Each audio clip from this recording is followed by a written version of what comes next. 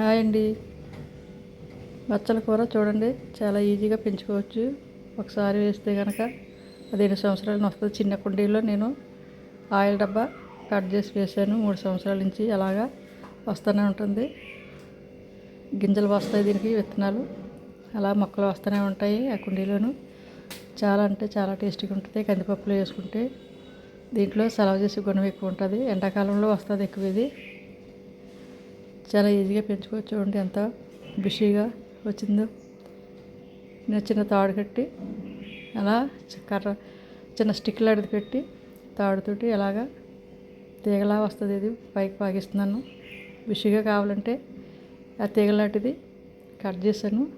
అప్పుడు పక్క నుంచి చిన్న చిన్న కొమ్మల కింద వచ్చి ఎక్కువ రూట్స్ వచ్చినాయి. అలా పొడవుగా కాకుండా ఆ రూట్స్ కట్ చేస్తూ ఉంటే కొమ్మల కింద వచ్చి బిషీగా వచ్చి ఆకు ఎక్కువ వస్తుంది. మీరు కూడా చాలా సింపుల్గా పెంచుకోవచ్చు. దీనికి ఎక్కువ కేర్ తీసుకోవసరం లేదు. చాలా ఈజీగా చిన్న కొమ్మ వేసినా నాటుకుంటుంది. ఇది విత్తనాల ద్వారా కాకుండా మనం మార్కెట్లో తెచ్చుకున్నప్పుడు ఆ కొమ్మలు పడేయకుండా నాటుకోవాలి. నేనైతే అలాగే చేశాను.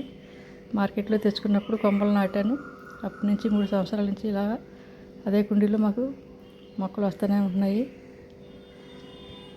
పచ్చగా ఎంతో బాగుంది. ఆరోగ్యానికి ఎంతో మంచిది బచ్చల కూర.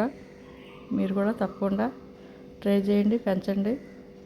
ఆర్గానిక్గా మన ఇంట్లో పండించుకున్నవి ఎంతో సంతోషంగా ఉంటుంది. బయట కొనుక్కోవాల్సిన లేదు. బయట కొనుక్కున్న వీటికంటే ఇంట్లో పండించుకున్నవి మనకు చాలా సంతోషాన్ని ఇస్తుంది.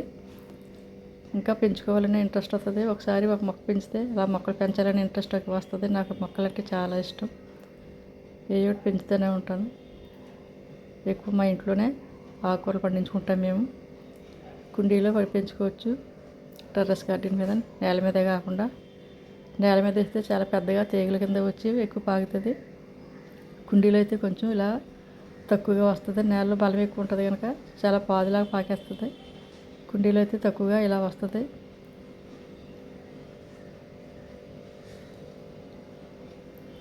తప్పకుండా మా ఛానల్ సబ్స్క్రైబ్ చేయండి, షేర్ చేయండి.